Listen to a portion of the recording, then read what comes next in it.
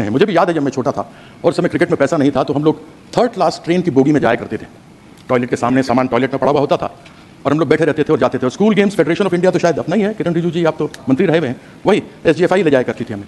आज भी परिस्थिति सभापति महोदय वही है हमारे एथलीट्स की, क्रिकेट की तो नहीं लेकिन हमारे एथलीट्स की। आज भी हमारे जो खिलाड़ी हैं आज भी उनकी यही हालत है कि वह जनरल बक्सों में डिब्बों में जाते हैं, टॉयलेट के सामने बैठते हैं, टॉयलेट में उनका सामान होता है। जब वो जाते हैं खेलने तो ऊबड़ खाबड़ मैदानों पर खेलते हैं, खाने के लिए ढंग से मिलता नहीं, डॉर्मेट्री में रहते हैं, टॉयलेट के सामने खाना बनता है। और यह मैं नहीं कहता हूं, यह टेलीविजन पे एक बार नहीं अनेकों बार देखा गया है। हम बात करते हैं हमारी प्रिपेयर्डनेस क्या है। अरे अगर आपको ओलंपिक्स की तैयारी की बात करनी है तो आपको 2028 की अभी करनी चाहिए, न कि जब आपकी टीम चली गई हो। ओलंपिक्स की तैयारी खेल लोग समझते खेल ऐसा ही है। जब से टेलीविजन पे ये खेल आना शुरू हुआ है और 30 कैमरों से क्रिकेट को अलग अलग एंगल से दिखाया जाता है, लोग मुझे सिखाने लगे हैं क्रिकेट कैसे खेला जाता है। उनको मालूम नहीं कि जब जेफ थॉमसन 100 की स्पीड पर गेंद करता था, सुनील गावस्कर सामने होता था या सचिन तेंदुलकर एक तरफ हो और ब्रेटली दूसरी तरफ हो, तो 0.42 सेकंड्स गेंद को निकलने में, बल्लेबाज तक पहुंचने में, और 0.38 सेकंड्स बल्लेबाज को तय करने में कि मैं फ्रंट फुट पर जाऊं, बैक फुट पर जाऊं, हुक करूं, कट करूं, पुल करूं, क्या करूं। लेकिन लोग हमको सिखाते हैं, यानी ये बॉल छूटी और ये बैट्समैन के पास आई, ये समय है, बस इन दो चुटकियों के बीच का खेल है। उसको संभवतः लोग समझेंगे नहीं, बहुत आसानी से लेते हैं कि हमारे प्रधानमंत्री जी ने किया।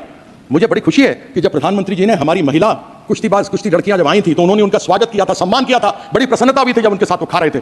लेकिन तब दुख हुआ था जब उन्होंने उनके साथ अत्याचार हुआ था, उन महिलाओं के साथ, तब उन्होंने मौन व्रत धारण करके रखा था। अगर अपनी महिलाओं को एक तरफ बोलते हैं बेटी बचाओ बेटी पढ़ाओ, अगर हम अपनी बेटियों को जो बाहर से स्वर्ण पदक लेकर आते हो, दूसरे पदक लेकर आते हो, अगर हम उनको नहीं अपनी तरफ से, यह सदन के लिए शर्म की बात है कि यदि हम उनको अपनी तरफ से संरक्षण नहीं दे सकते तो बड़ी खेद की बात है। आज बात करते हैं कि हमने नीरज चोपड़ा को भेजा। मैं ये जानना चाहता हूं कि जब तक नीरज चोपड़ा ने स्वर्ण पदक नहीं जीता था भाला फेंकने में, जावलिन में, तब तक उसके लिए सरकार ने क्या किया था।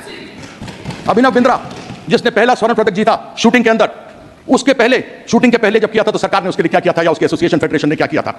मैं जानना चाहता हूं कर्नल मलेश्वरी जिसका नाम हटा दिया गया था टीम के ऊपर से। उस समय मैं पहली बार संसद 1999 बनकर इस पार्लियामेंट में आया था।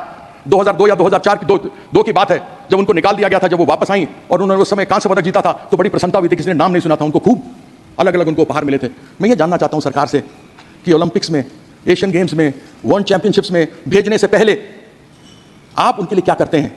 जीत के आने के बाद तो आप न जाने क्या क्या चीज उनको देते हैं जो मिलना भी चाहिए, लेकिन मैं ये जानना चाहता हूं कि एक अच्छा खिलाड़ी, एक अच्छा अभिनव बिंद्रा बनाने के लिए, एक नीरज चोपड़ा बनाने के लिए, एक PV सिंधु बनाने के लिए, एक साइना नेहवाल बनाने के लिए, एक साइना मिर्जा बनाने के लिए आपने सरकार क्या क्या करती है। ऐसा सरकार को यह जवाब देना चाहिए। कौन सी प्रिपेयर्डनेस। आज एक बार कोई व्यक्ति, कोई लड़का या लड़की, हमारे देश की बेटी या बेटा अच्छा करके बाहर से आता तो आप सब कुछ देने को तैयार हो जाते हैं, लेकिन कैसे वो अच्छा बनकर आगे बढ़े उसके लिए क्या करते हैं। साई में स्पोर्ट्स अथॉरिटी ऑफ इंडिया, भारतीय खेल प्राधिकरण, कहां है कोचेस, कहां है प्रशिक्षक। आज खेलो इंडिया आपने शुरू किया, बड़ी प्रसन्नता की बात है। जो भी आए वो खेल सकता है, लेकिन क्या जो भी आए खेल सकता है उसमें से प्रतिभा एकलव्य की तलाश कौन करेगा। उसके लिए कोई व्यवस्था है क्या।